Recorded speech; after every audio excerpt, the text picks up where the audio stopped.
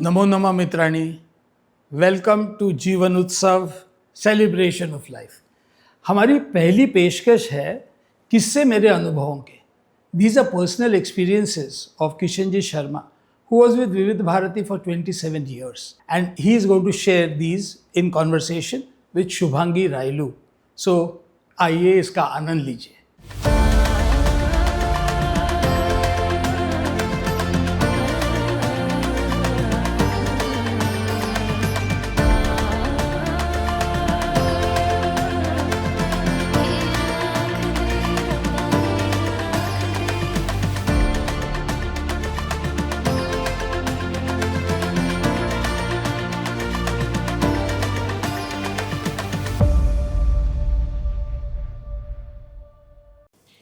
नमस्कार, मैं शुभांगी रायलू आज की कड़ी में आप सभी का दिल से स्वागत करती हूँ, जिसका नाम है किस्से मेरे अनुभवों के। हार नहीं मानूंगा, रार नहीं ठानूंगा, काल के कपाल पर लिखता मिटाता हूँ, गीत नया गाता हूँ।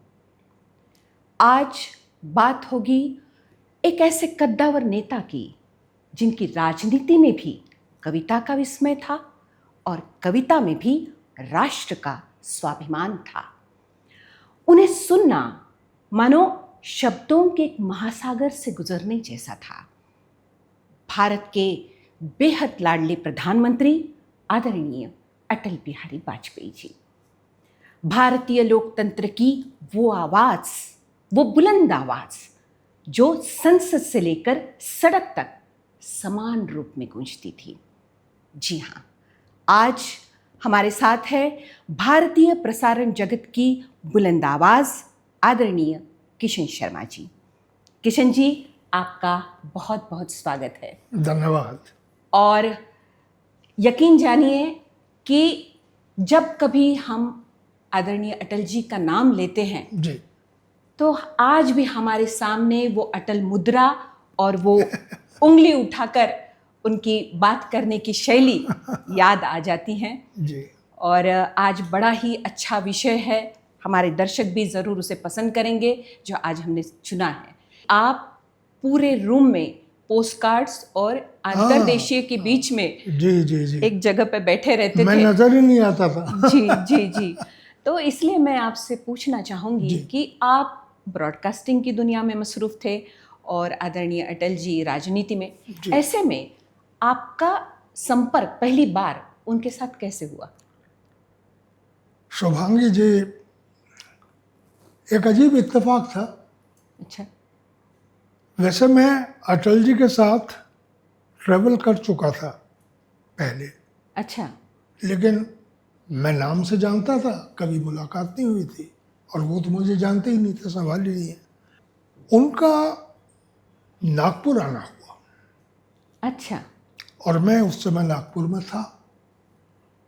तो वो ज़माना ऐसा था कि कुछ भी कार्यक्रम है तो अनाउंसर किशन शर्मा जी।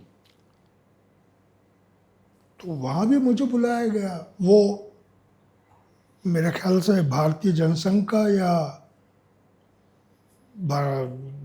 भारतीय जनता पार्टी किसका कार्यक्रम था, तो वहाँ अनाउंसर मैं था। अटल बिहारी वाजपेयी साहब उस समय विरोधी पक्ष के नेता थे संसद के। अच्छा। उनका भाषण माने उसको सुनने के लिए लोग लालायित रहते थे। सही में मैं तो वो याद करती हूँ, वो जादुई दौर जब वो भाषणों के लिए लोग लिटरली पागल थे। जी। तो बड़े से मैदान में वो कार्यक्रम था। जी। अटल जी ने अपने हिसाब से भाषण दिया। उस भाषण के बीच में उन्होंने, विरोधी पक्ष के नेता थे ना, तो उन्होंने यहाँ उस समय कांग्रेस सरकार थी महाराष्ट्र में, तो उन्होंने एक तंज कसते हुए कहा, मैं नागपुर में जितनी बार आता हूँ एक चीज में कोई बदलाव नजर नहीं आता और वो है नागपुर की सड़कों के गड्ढे। अच्छा, तो गड्ढे उस टाइम से प्रसिद्ध है। तो अभी भी गड्ढों के वही हाल हैं। ये क्या हालत है सरकार की। तालियां तो बजी, लेकिन मुझे अजीब लग रहा था क्योंकि मैं तो आकाशवाणी का अनाउंसर भी था ना। जी। तो उनके भाषण के बाद मैंने माइक पर गया, मैंने कहा माननीय अटल बिहारी वाजपेयी साहब, आपने नागपुर की सड़कों के गड्ढों का उल्लेख किया। मैं बड़ी विनम्रता के साथ एक बात कहना चाहता हूँ। नागपुर को लोग हिंदुस्तान का केंद्र बिंदु मानते हैं, यानी वो हिंदुस्तान का दिल है। बिल्कुल बिल्कुल। तो ये जो नागपुर के गड्ढों के जिक्र आप कर रहे हैं, ये नागपुर की सड़कों के गड्ढे नहीं हैं। भ्रष्टाचार, व्यभिचार, इन सब बातों के जो जख्म लोगों के दिल पर लगे हैं, ये वो है सारे भारत में। और इन पर जब तक आप जैसा कोई महान नेता मरहम नहीं लगाएगा, ये घाव ठीक नहीं हो सकते। हो गया, जीत लिया आपने तो। खूब तालियां बजी।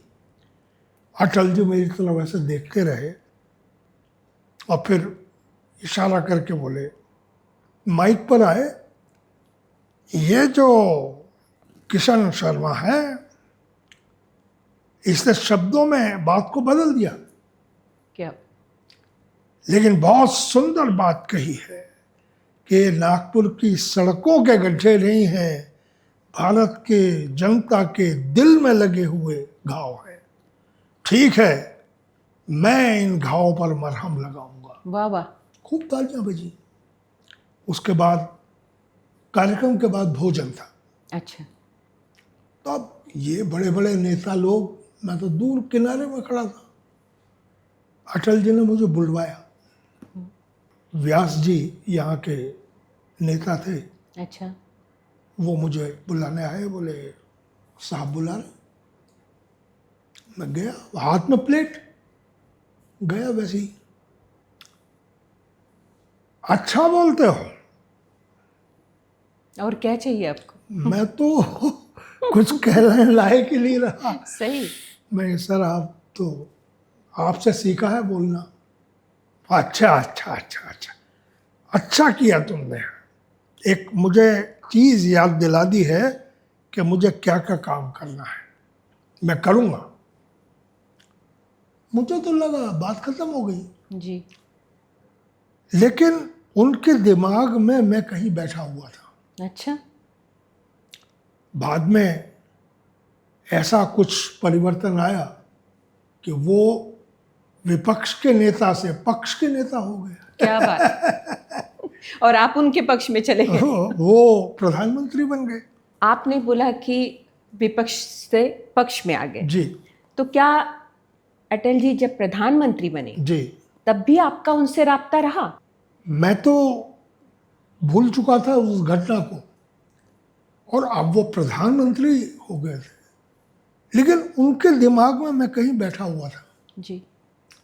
तो उनका निर्वाचन क्षेत्र था लखनऊ। प्रधानमंत्री बनने के बाद उनके पहले प्रोग्राम, वो एक ही दिन में 3 कार्यक्रम लखनऊ में थे। अच्छा। और मुझे सूचना आई कि आपको तीनों कार्यक्रम का संचालन करना है। वाह वाह वाह। मैं तो थोड़ी देर के लिए हैरान हो गया कि मेरा नाम किसने सजेस्ट किया होगा, उन्होंने किया होगा। लेकिन उन्होंने ही कहा कि वो लड़का है, उसको बुलाओ। तो मैं गया लखनऊ। अब 3 प्रोग्राम के लिए मेरे सामने एक समस्या आ गई। पहले प्रोग्राम में तो ठीक है, मैं पहुंच जाऊंगा पहले से। सही। उस प्रोग्राम को खत्म होने के बाद प्रधानमंत्री से पहले तो मैं जान ही नहीं सकता। बिल्कुल बिल्कुल, वो तो बड़ा बंदोबस्त रहता है। उसके बाद उतरूंगा, पता है। और दूसरे प्रोग्राम में प्रधानमंत्री से पहले पहुंचना है, बिल्कुल। तो कैसे होगा?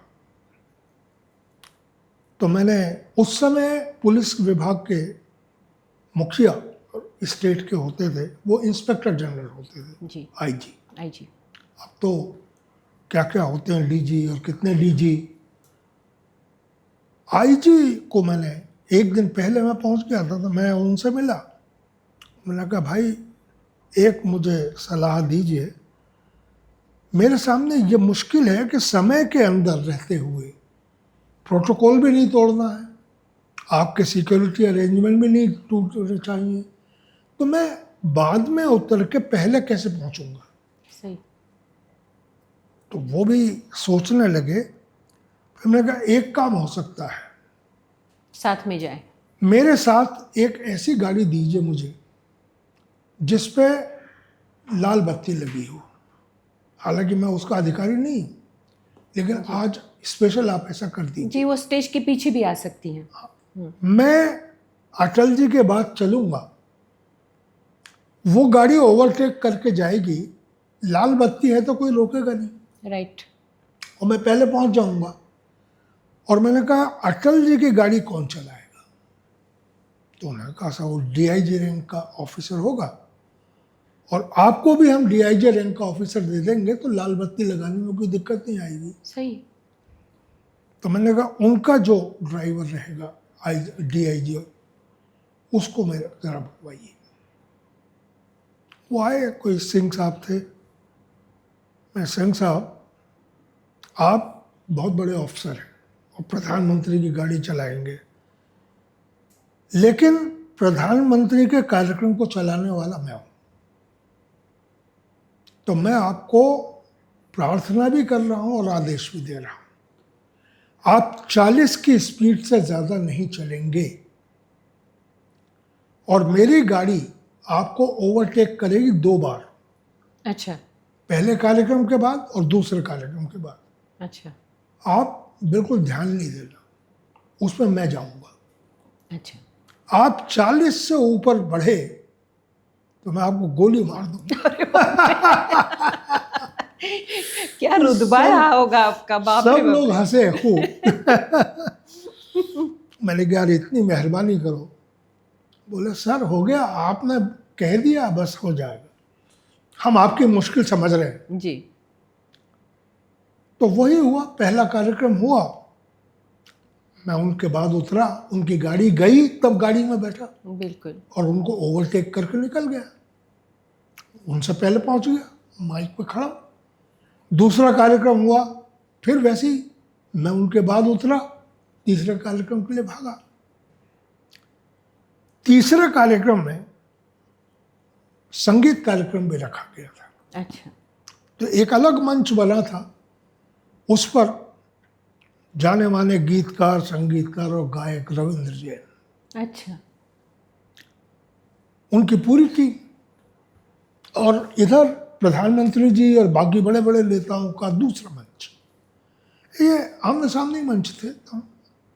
तो मैं इधर के मंच पर, रविंद्र जैन जी वाले मंच पर था। प्रधानमंत्री जी आए, हमें ये कहा गया था कि सीमित समय में आपको प्रोग्राम करना है, लेकिन अटल जी के भाषण के बाद। अच्छा। तो अटल जी ने भाषण दिया, तो उसके बाद हमने कार्यक्रम शुरू किया। अब सारे आर्टिस्ट मेरे पीछे पड़े, किशन जी फोटो चाहिए। एक फोटो चाहिए प्रधानमंत्री के साथ। मैंने कहा यार वो यहाँ थोड़ी आएंगे। और अक्सर वो 2 अलग अलग पोडियम्स रहते हैं, जी हाँ। अलग अलग स्टेज रहते हैं, क्योंकि देखा है मैंने भी। और उस समय सिक्योरिटी जरा ज्यादा बढ़ गई थी। जी। राजीव गांधी जी के टाइम जब मैंने फोटो करवाया था तो उतनी सिक्योरिटी नहीं थी, जी। लेकिन फिर भी थी। हमारे लिए अलग मंच था, उनके लिए अलग मंच था। बिल्कुल। अटल जी के टाइम तो सिक्योरिटी और बढ़ गई थी, तो हम एक मंच पर। तो मैंने क्या किया, प्रोग्राम जब आखिरी गीत चल रहा था तो मैं सीढ़ियाँ उतर के नीचे आ गया। अब सिक्योरिटी वाले ये तो देख रहे हैं कि मैं ही अनाउंसर हूँ, लेकिन मुझे आगे नहीं जाने दे रहे। 3 घेरों में सिक्योरिटी लगी हुई। मैं देखता रहा। मैंने एक चिट्ठी एक सिक्योरिटी ऑफिसर को दी कि ये प्रधानमंत्री जी तक पहुंचवा दो। उस पर लिखा था कि सर सारे कलाकार मिलना चाहते हैं, अगर आप 2 मिनट मिल लें। वो चिट्ठी एक ऑफिसर ने ऊपर ले जाकर मंच पे एक नेताजी को दे दी। वो नेताजी ने देखा और अपनी जेब में रख ली, प्रधानमंत्री जी को नहीं दी। हो। मैंने वो देख लिया कि इसने चिट्ठी आगे नहीं बढ़ाई। जब प्रधानमंत्री जी उतरने शुरू हुए तो मैं उन्हें सीढ़ियाँ उतरते देखता रहा। जब वो बिल्कुल नीचे आ गए और मेरे सामने थे, तब मैंने आवाज दी, सर 1 सेकंड। बाप रे। तो उन्होंने ऐसे पलट के देखा, अरे पंडित आ जा। अब उन्होंने इशारा किया तो कौन रोकने वाला है, सब सिक्योरिटी वाले हट गए। अच्छा किया पंडित, मैंने देखा तू कैसे मेरे को ओवरटेक करते हुए निकलता जा रहा था। अच्छा, उन्होंने भी नोटिस कर लिया। बोले मैं भी ये सोच रहा था कि ये तीनों कार्यक्रम में पहुंचेगा कैसे, ये किसका दिमाग था। ये सब किसी का दिमाग नहीं, आपसे सीखा बस। और पुलिस वालों ने मदद की। आईजी साहब वहाँ खड़े थे, कुछ बोलो। नहीं सर, एक प्रार्थना ये है कि रविंद्र जैन जी और उनके कलाकार, उनकी इच्छा है कि आपसे 1 सेकंड मिले, आपका आशीर्वाद ले, बुला लो। अब बुला लो तो कह दिया, वो तो स्टेज पे। जी। तो मैंने वहां से जोर से आवाज लगाई, सारे कलाकार फौरन इधर आओ। तो आप कल्पना कीजिए, रविंद्र जैन भारी भरकम शरीर, पता है। नेत्रहीन, वो भी दौड़ते हुए, 2 तरफ से लोग पकड़े हुए I can और understand. चले आ रहे हैं। बिल्कुल, सारे कलाकार आ गए, सिक्योरिटी वालों ने सबको आने दिया, सबको मिलाया, सारे कलाकारों को परिचय मैंने दे दिया। रविंद्र जैन जी जाके तो गले मिल लिए, बड़े आराम से। अटल जी बोले, रवि जी बड़ा अच्छा कार्यक्रम किया आपने, मजा आ गया। तो अब मैं चारों तरफ देख रहा हूं, एक भी फोटोग्राफर नहीं। अच्छा। कार्यक्रम समाप्त हो गया तो सिक्योरिटी की वजह से कोई फोटोग्राफर रोका नहीं, सब चले गए। मुझे पता है, क्योंकि प्रतिभाताई पाटिल के साथ में मेरा सेम वही जी, किस्सा जी। हुआ था। अब आवाज देता रहा, कोई फोटोग्राफर नहीं आया। जी। तो मैंने कहा साहब, आपके सुरक्षा कर्मियों की वजह से कोई फोटोग्राफर उपलब्ध नहीं है, फोटो कैसे लें। अब उस समय कोई मोबाइल होते जी। तो लोग ले लेते मोबाइल बिल्कुल, से, बिल्कुल। कुछ नहीं था। तो अटल जी मुस्कुराए और बोले, पंडित ऐसा कर, सबको एक दिन दिल्ली लेके आ, खाना भी खाएंगे, गाना भी सुनेंगे, फोटो भी खिंचाएंगे। वाह वाह वाह वाह। अच्छा, बहुत बढ़िया बात। अटल जी चले गए। लखनऊ के बाद जी, आपकी मुलाकात कहाँ हुई?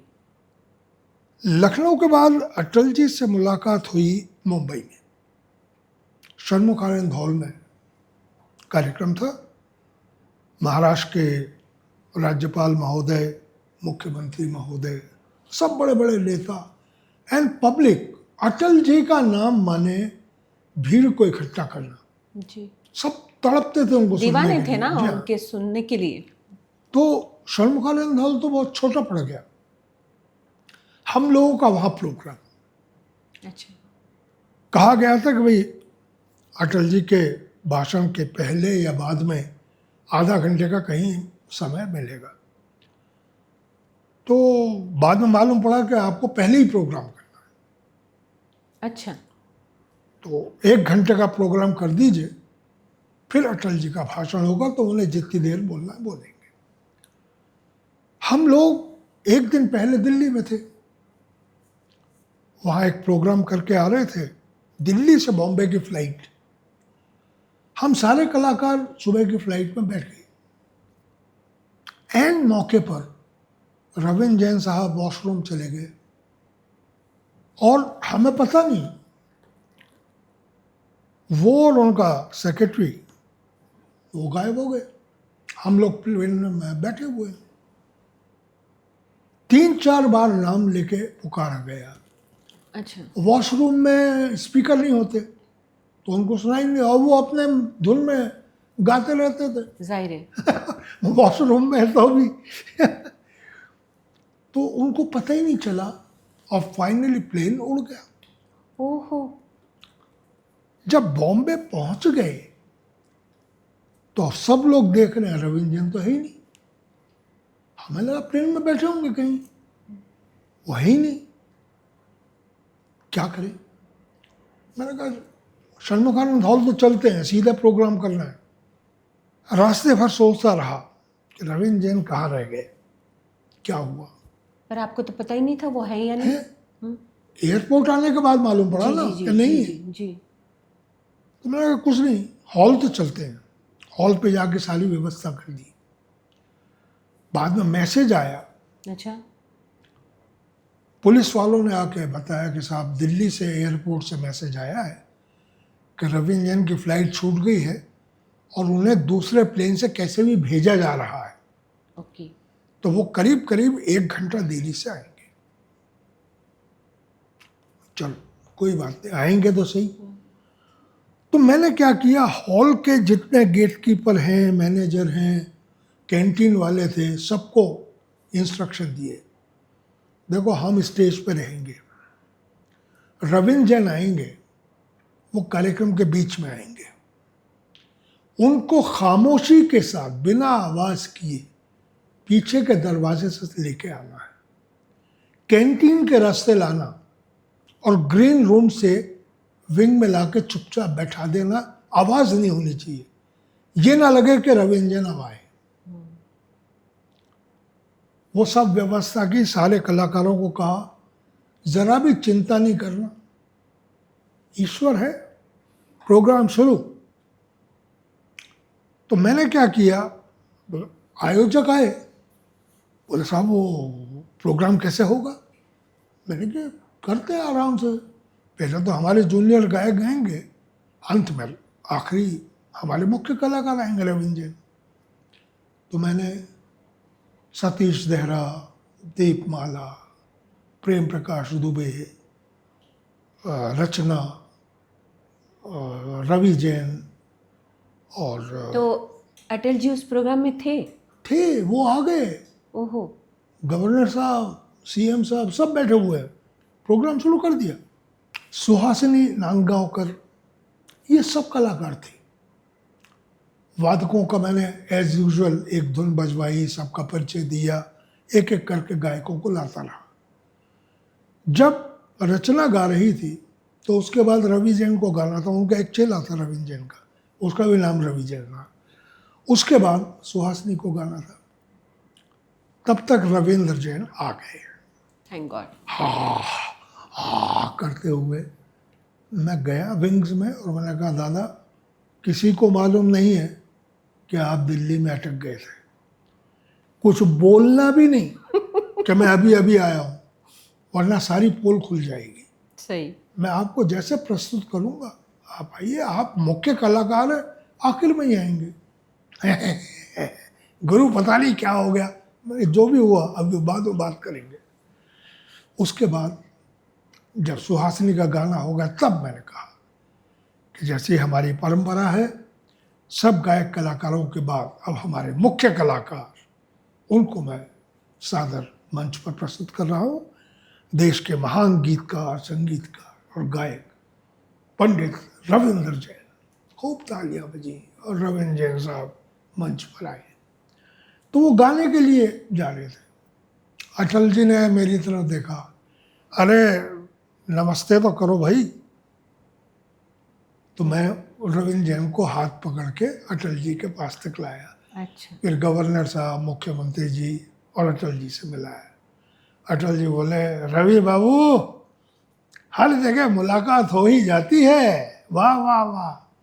रविंद्र जैन तो खुश। प्रधानमंत्री जी, उन्होंने बड़े अच्छे अच्छे गीत गाए और एक उनकी रचना, वो शायद बाद में किसी फिल्म में उन्होंने ली, उसके शब्द इतने अच्छे थे, मेरे महबूब मेरे वतन, तुझ पे कुर्बान है जानो तन। अच्छा। और उसकी एक लाइन थी, हम जो ओढ़े बुना तेरे धागों का हो, वो दोशाला हो या हो कफन। वाह वाह वाह। इतनी अच्छी लाइनें थी। वो गीत हुआ तो अटल जी तो बिल्कुल ऐसे देखते रह गए। मेरे से धीरे से बोला, पूछा, ये किसकी रचना है? ये रविंद्र जैन जी की है और शायद अभी बन रही है। वाह वाह वाह। वो ये तो बैठ- शीघ्र कवि थे। हाँ, बोले, जी। बैठ गई दिमाग में। हाँ, उस गाने के बाद माहौल ही नहीं था कि कोई और गाना हो। सही। अटल जी ने भाषण दिया, बहुत बढ़िया। बाद में जब अटल जी जाने लगे तो मैंने कहा sir photo long term painting. तो बोले मैंने कहा था दिल्ली लेके आओ, मुंबई में नहीं, दिल्ली में फोटो होगा। वाह वाह वाह। बोले, ठीक है, जैसे एक आपकी एक इच्छा। एक और मुलाकात हाँ, तय हो एक गई। और मुलाकात होगी। उसके बाद वो चले गए, तब रविंद्र जैन जी ने बताया कि ये नाटक हुआ। अच्छा, मैंने कि पंडित जी आपने तो हमें लटका दिया था। सही बात, सही बात। बोले यार आप मानोगे नहीं गुरु, मेरे तो सांस रुक गई थी सही, कि क्या होगा, मैं यहाँ हूँ और प्रोग्राम वहाँ है। बिल्कुल। सारे एयरलाइन वालों को रिक्वेस्ट की कैसे भी मुझे भेजो जल्दी से जल्दी, प्रधानमंत्री का कार्यक्रम है। जी, तब जाके एक एयरलाइन ने एक सीट मुझे दी तो मैं इमीडिएटली आया। चलिए यार, जो भी हुआ बस, अच्छा हुआ, अच्छा हुआ। और आपने उसे अच्छे से टैकल कर दिया। ये करने वाला वो है, जी, वो मैं क्या हस्ती। अभी आपने जिक्र किया था उन्हें रविंद्र जैन साहब की कोई रचना बड़ी पसंद जी आई। जी जी और वैसे भी अटल जी हमेशा ये कहा करते थे कि पहले मैं कवि हूँ, हाँ, नेता बाद में हूँ। जी जी जी। तो उनके इस कवि हृदय की कोई दिलचस्प याद अगर आपको इस समय याद आती हो तो ज़रूर बताइएगा। एक मेरे जीवन का अविस्मरणीय किस्सा है। अच्छा, ज़रूर बताएं। शायद किसी भी अनाउंसर के जीवन में ऐसी घटना नहीं हुई होगी। अच्छा, मैंने कहा ना, मैं कोई प्रयास नहीं करता था, ईश्वर कुछ मेरी झोली में डाल देता था। लोगों को लगता होगा ये कुछ भी बोल रहा है, अपनी अपनी दिखा रहा है, लेकिन वास्तव में ये चीजें हो गई। कैसे हुई मुझे नहीं मालूम। कोई स्पेशल वरदान मांग कर आ गए होगे आप। नहीं, मैं अच्छी भीख मांग लेता था और ईश्वर मुझे भीख दे देता था। नहीं नहीं, ऐसे नहीं कहते। भारत की स्वतंत्रता की स्वर्ण जयंती, अच्छा, क्या बड़ा कार्यक्रम दिल्ली में। बिल्कुल। उसमें संगीत रजनी रखी गई थी विशेष, अच्छा, स्टेडियम में, और इतना ज्यादा भीड़ भाड़। वो तो भव्य आयोजन रहा जी होगा, हाँ। स्वर्ण जयंती। जी, तो वहाँ पूरी भीड़, स्टेडियम भरा हुआ, और वो शायद इस तरह का पहला कार्यक्रम था जो रेडियो और टीवी पर लाइव चल रहा था। अच्छा, उस समय टीवी वहाँ ना, सिर्फ दूरदर्शन। जी, तो दूरदर्शन और आकाशवाणी पर वो लाइव हो रहा था, प्लस सामने पब्लिक। तो करीब 36 कलाकार फिल्म बाप जगत रे, के, बहुत ज्यादा। जी, वो वहाँ थे। ऑर्केस्ट्रा पूरा रविंद्र जैन जी का था। अच्छा, सुरेश वाडकर जी, कविता कृष्णमूर्ति जी, मोहम्मद अजीज़ जी, रविंद्र जैन जी, उनके साथी कलाकार दारा सिंह साहब, और बड़े बड़े कलाकार मौजूद थे वहाँ। दारा सिंह साहब उस समय संसद भी थे। अच्छा, तो विश्वविख्यात पहलवान, अभिनेता, फिल्म निर्माता और सांसद, हम सब स्टेज पे। कार्यक्रम चालू हुआ, एक के बाद एक में सारे लोग मेरे पीछे पड़े थे कि अटल जी का भाषण कब होगा। ओह, नहीं भाई, जरूर होगा। अच्छा, चूंकि लाइव प्रोग्राम चल रहा था तो पहली बार अटल जी समय की पाबंदी दिखाते हुए आए। वो भी समय पे नहीं पहुंचते अक्सर थे। अक्सर लेट हो जाते थे, ओहो, लेकिन उस दिन तो वो पहले आ गए, आके हॉल में बैठ गए। आते ही उन्होंने एक मैसेज मुझे भेजा। उनके एक सहायक आए, वो बोले किशन शर्मा आप हैं? मैंने कहा, हाँ जी। माननीय प्रधानमंत्री जी ने कहा है कि आपको बता दूं, आज वो कुछ भी बोलेंगे नहीं। ओहो। मैं तो मर गया यार, बोलेंगे नहीं, माने लोग उनको सुनने आए और वो ही नहीं बोले, अटल जी नहीं बोलेंगे। और उन्होंने मना किया है कि मैं बोलूंगा नहीं। तो मैं जरा परेशान होके मंच पे ऐसे टहल रहा था, दारा सिंह जी ने देखा, वो की हो गया पुत्र। मैं, बाबा जी अटल जी ने कहा है कि आज वो कुछ बोलेंगे नहीं। है लोग कोई मेरे को सुनने थोड़ी आए, उसको बुलवाना तेरा काम है। किशन ये याद रख, अगर तैने उनका भाषण नहीं कराया तो मैं भी दारा सिंह हूं। तो वहां पे फाइटिंग करनी थी उन्हें। मैंने कहा साहब मेरे हाथ में क्या है, मैं प्रधानमंत्री को क्या कह सकता हूं, लेकिन ईश्वर जाने। तो कार्यक्रम के बीच में कलाकारों का सत्कार था, अच्छा, उन्हीं के हाथों। उन्हीं के हाथों। मैंने प्रधानमंत्री जी को बुलाया। अब कमाल देखिए, प्रधानमंत्री जी, दिल्ली के मुख्यमंत्री जी उस समय साहब सिंह वर्मा साहब थे, बीजेपी के national vice president KL Sharma साहब, वो सब साथ में आए।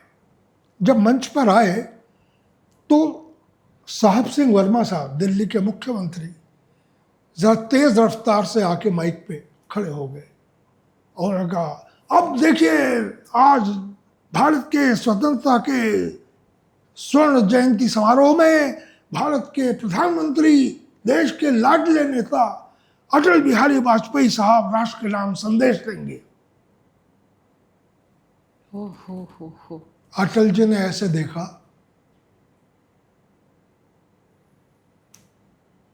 अब सभी की हालत अजीब हो गई। सन्नाटा छा गया होगा। मुख्यमंत्री बोल रहा है और उसे अटल जी ने, तो KL शर्मा साहब थोड़ी समझदारी दिखाए, माइक बुलाए। दोस्तों आज अटल बिहारी वाजपेयी साहब का स्वास्थ्य थोड़ा ठीक नहीं है, तो वो हमेशा की तरह संबोधन तो नहीं दे पाएंगे, लेकिन हाँ जैसे मुख्यमंत्री जी ने प्रार्थना की है, मैं भी निवेदन करता हूँ कि वो आज के इस मौके पर 2 शब्द बोल दें और राष्ट्र को संबोधित करें। अटल जी ने फिर ऐसे हाथ हिला दिया। अब मैं तो मर गया, अगर दिल्ली के मुख्यमंत्री और बीजेपी के राष्ट्रीय उपाध्यक्ष को हाथ अटल दिखा जी रहे। ने मना कर दिया तो मेरी तो औकात क्या है। तो मैंने सत्कार समारोह शुरू कर दिया। 11 कलाकारों का सत्कार होना था कुल, मैंने 10 का कर दिया। अब ये देखिए ईश्वर ने क्या नाटक रचा, ये ईश्वर जाने। दिमाग में ये आ गया कि 10 का करो, तो अटल जी ने सत्कार हो गया। उसके बाद ऐसे पलट के देखा, कोई आ नहीं रहा कलाकार, हो गया, चल दिए। सारे लोग बोल रहे हैं किशन जी भाषण, किशन जी अटल जी जा रहे हैं। मैं क्या कर सकता हूं, लोग भी स्तब्ध होकर देख रहे हैं। ये ईश्वर की कृपा थी। अटल जी को मैंने जाने दिया मंच के अंत तक, जहां से उन्हें सीढ़ी उतरना था वो ऐसे मुड़े और पता नहीं क्या ईश्वर ने मुझे उस समय मूल मंत्र दे दिया। मैंने माइक पे कहा, माननीय प्रधानमंत्री महोदय एक क्षण रुके। तो अटल जी जैसी आदत थी, सीढ़ी पे ऐसे झुकते हुए ऐसे देखे, क्या है, मेरी क्या औकात, क्या हिम्मत कि मैं भारत के इतने विशाल प्रधानमंत्री से कुछ कहूं। लेकिन एक मंच संचालक के रूप में कवि अटल बिहारी वाजपेयी को मैंने कई मंचों पर प्रस्तुत किया है। क्या बात, माँ सरस्वती विराजमान थी आपके जुबा पे। मैं उस मंच संचालक की हैसियत से कवि अटल बिहारी वाजपेयी से एक बात कहना चाहता हूं। क्या? मैंने कहा, माननीय प्रधानमंत्री जी, देशभक्ति की रचनाएं और आपकी लिखी हुई कुछ रचनाएं इन गायक कलाकारों ने एक से एक अच्छे ढंग से गाई है, आगे भी गाएंगे। लेकिन मेरा ऐसा सोचना है कि जब एक कवि खुद अपनी रचना को प्रस्तुत करता है तो उस रचना के शरीर में आत्मा प्रवेश कर जाती है। तो मैं कवि अटल बिहारी वाजपेयी से प्रार्थना करना चाहता हूं कि वो किसी भी कविता की 2 पंक्तियां भी यहां सुना देंगे तो हम सब धन्य हो जाएंगे। कोई ताली नहीं बजी, लोग तो बिल्कुल सांस रोक के देख रहे हैं कि अब इसको मार पड़ेगी।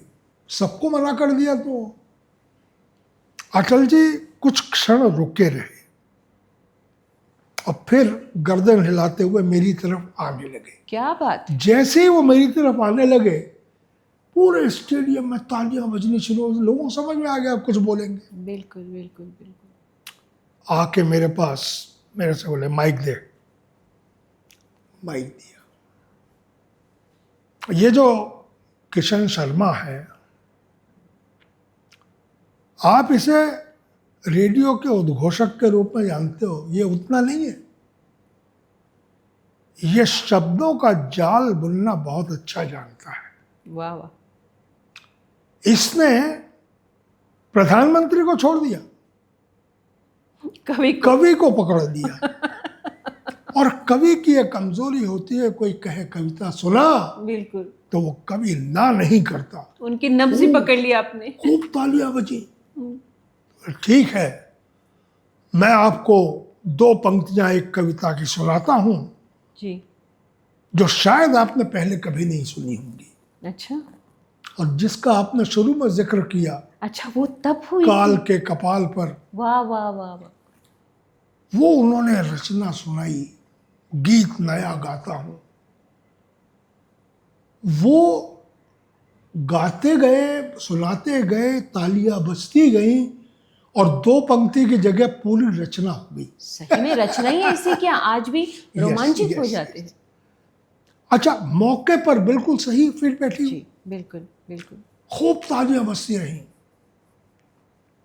प्रधानमंत्री जी मुस्कुराते हुए मेरी तरफ बोले, अब तो ठीक है, जाऊं? मैं साहब, अभी एक बात रह गई। अब क्या रह गया? मैं सर, 11 कलाकारों का सम्मान होना था, 11वां मैं हूँ। मैंने 10 ही करवाए, 11वां रोक के रखा था कि ये साबित तो कर सकूं कि मैं इस सम्मान के लायक हूं। वाह वाह वाह वाह! अरे, तेरा सम्मान तो पहले होगा, लाओ लाओ लाओ। सब सामग्री आई तुरंत। मैंने पैर छुए, मैंने कहा, सर आपने बचा लिया मुझे, वरना ये जनता मुझे मार डालती। आज के बाद मैं स्टेज पे भी खड़ा नहीं हो पाता। हम तेरे को ऐसे नहीं मरने देंगे पंडित। क्या बात! ये उनका प्यार देखिए। मुझे लगता है आपके घर में जो बड़ी सी खूबसूरत तस्वीर है वो शायद अटल बिहारी वाजपेयी जी ने ही आपको सम्मानित किया, जी, वही है। जी जी जी जी, जी, क्या जी। बात! तो ऐसे जो मौके आए वो सब हो गया। उसके बाद वो उतर के मंच से चले गए। फिर वो वापस अपनी कुर्सी पर नहीं बैठे, अच्छा वो स्टेडियम से बाहर ही निकल गए। अच्छा। यानी बाकी का कार्यक्रम हमें बगैर प्रधानमंत्री के करना था। दूसरे दिन सुबह उपराष्ट्रपति महोदय भैरव सिंह शेखावत साहब, उन्होंने हम सब कलाकारों को हाई टी पर बुलाया था। तो हम उपराष्ट्रपति भवन गए। भैरव सिंह शेखावत साहब मुझे पहले से जानते थे, जब वो राजस्थान के मुख्यमंत्री थे तब से। मैं गया तो बड़े प्यार से मिले, गले लगाया। किशन, तेने कल कमाल कर दिया, मैं टेलीविजन पे देख रहा था, तेने ना चाहते हुए भी अटल जी को जबरदस्ती बुलवा दिया, कमाल हो गया, वाह वाह वाह। सही बात।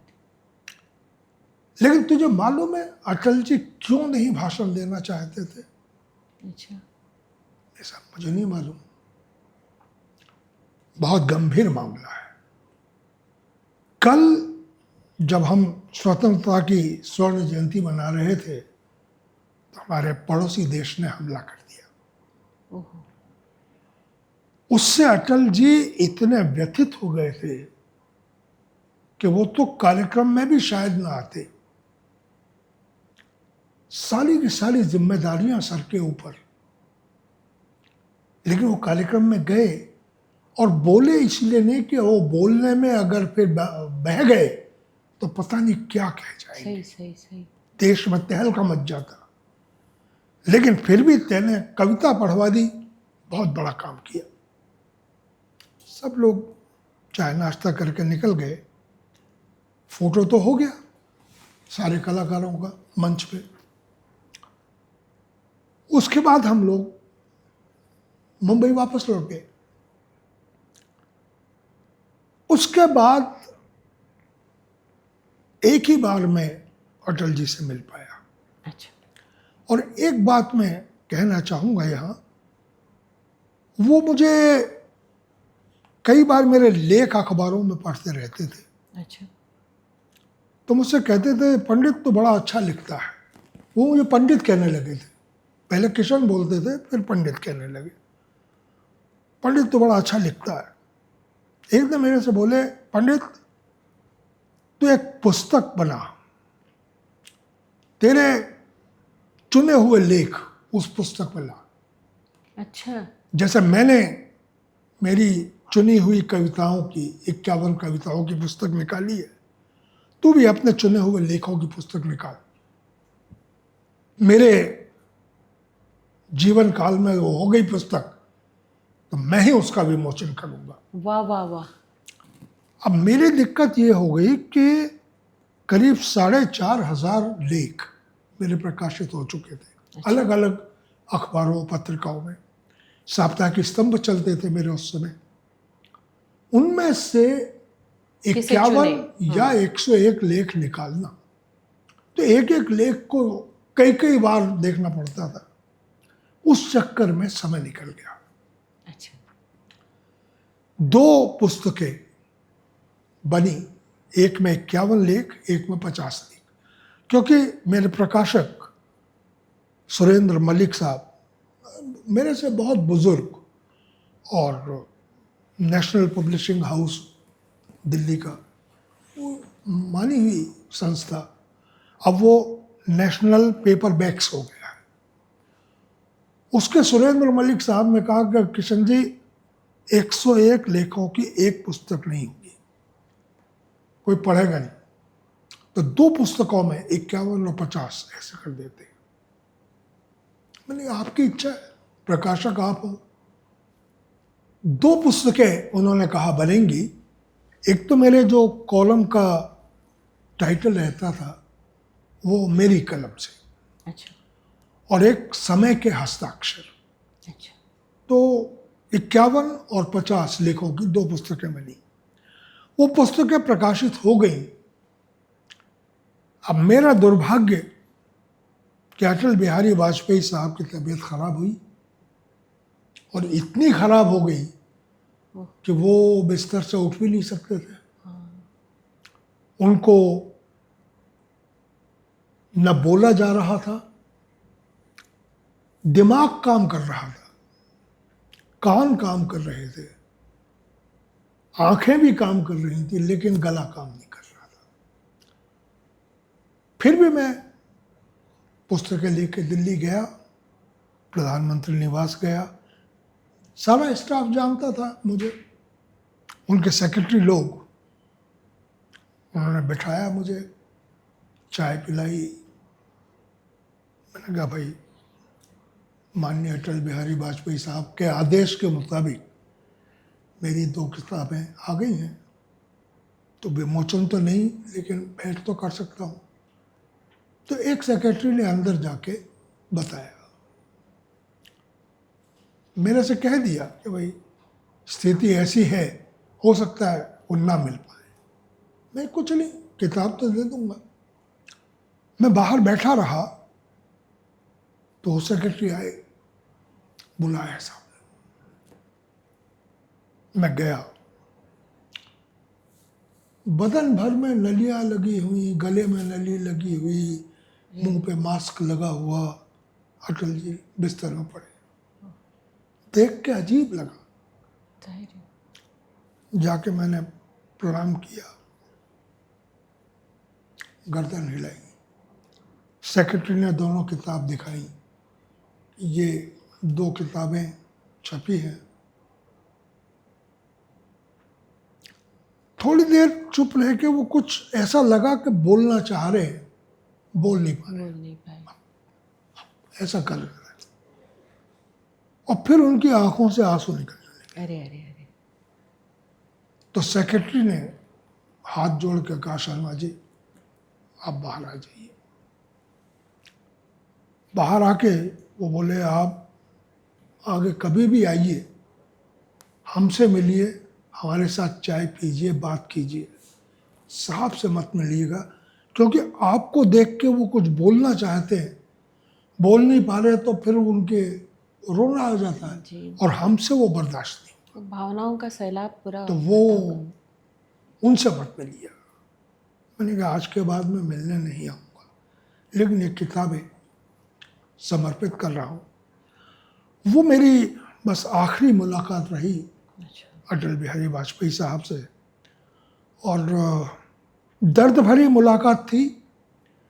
मैं उनके निधन पर भी फिर दिल्ली नहीं गया, क्योंकि मैंने जिन अटल बिहारी वाजपेयी साहब को देखा, उनको मृत अवस्था में देखना बर्दाश्त नहीं कर पाता। बहुत मुश्किल है, सही। तो मैं जा नहीं सका, लेकिन आज तक अटल जी और उनकी सारी यादें वो भरी हुई हैं। और जैसा आप हमेशा कहती हैं कि कोई गीत आप बताइए। जी, मैं अभी पूछने ही वाली थी आपसे कि कविता तो हमारे मनोमस्तिष्क में बैठी हैं, उनका गीत भी आपको उनका गीत नहीं जी, लेकिन वो उन्हें पसंद ऐसे था। भारत के ऐसे अकेले नेता थे जी, जो पहली बार यूनेस्को में हिंदी में भाषण देकर आए। अच्छा, किसी और की हिम्मत नहीं हुई थी। तो उनके अंदर जो भारतपना भरा हुआ था, उसको प्रदर्शित करने वाला एक महेंद्र कपूर साहब का गाया हुआ गीत अच्छा, है प्रीत जहां की रीत ओह। वहां, मैं गीत वहीं के गाता हूँ, सही में भारत का रहने वाला हूँ, भारत की बात सुनाता हूँ। ये गीत बजाएंगे तो मेरे ख्याल से जरूर अटल जी के प्रति ये हमारी आदरांजलि होगी। बिल्कुल बिल्कुल, बेशक। और उनकी कविताओं का रुझान भी इसी जी, कलम से, बिल्कुल, इसी बिल्कुल, इन्हीं अक्षरों में हमेशा रहता था। और ज़रूर हम अपने दर्शकों को सुनाएंगे, लेकिन इससे पहले एक बात मैं आपसे आज ज़रूर बता दूं कि आपके अनुभवों के आईने से आज जो अटल जी की शख्सियत का एक नया रूप हमने देखा है, उनके कवि हृदय की कोमलता को जो नए सिरे से जाना है, यकीन जानिए एक जादुई अनुभूति थी। एक विशेष बात देखिए, जी दिल्ली के कार्यक्रम का जैसे मैंने जिक्र किया, जी, दूसरे दिन अखबारों में, बड़े बड़े अखबारों में फ्रंट पेज पर एक बॉक्स आइटम था, अच्छा, compere compels prime minister to recite poem. Wow, इससे ज्यादा कोई इससे अवार्ड क्या हो सकता क्या हो है? सकता? कोई कुछ नहीं, कुछ नहीं। सही ये बहुत बड़ी बात थी। नहीं, सही में ये तो गॉड गिफ्ट है जो किसी किसी को मिलता है।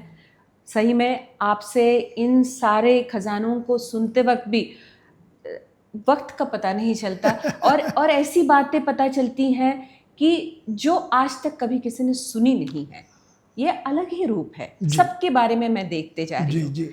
चलिए, आपके साथ इस अनुभवों को, खजाने को हमको सुनते वक्त जो मज़ा आ रहा है, उसे मैं शब्दों में तो नहीं बयां कर सकती, बस आपका शुक्रिया अदा करती हूँ। बहुत बहुत शुक्रिया। मैं आपका शुक्रिया अदा करता हूँ, आपका और पूरी टीम का जो मुझे लोगों तक ले जा रही है। जी जी, तो मैं सबको प्रणाम करता हूँ और बस यही प्रार्थना करता हूँ कि मुझे आशीर्वाद दीजिए, शुभकामनाएं दीजिए।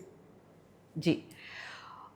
और अंत में मैं यही कहूँगी कि सूरज एक सत्य है जिसे डूबना ही है, लेकिन रात के बाद सुबह का आना भी उतना ही अटल है।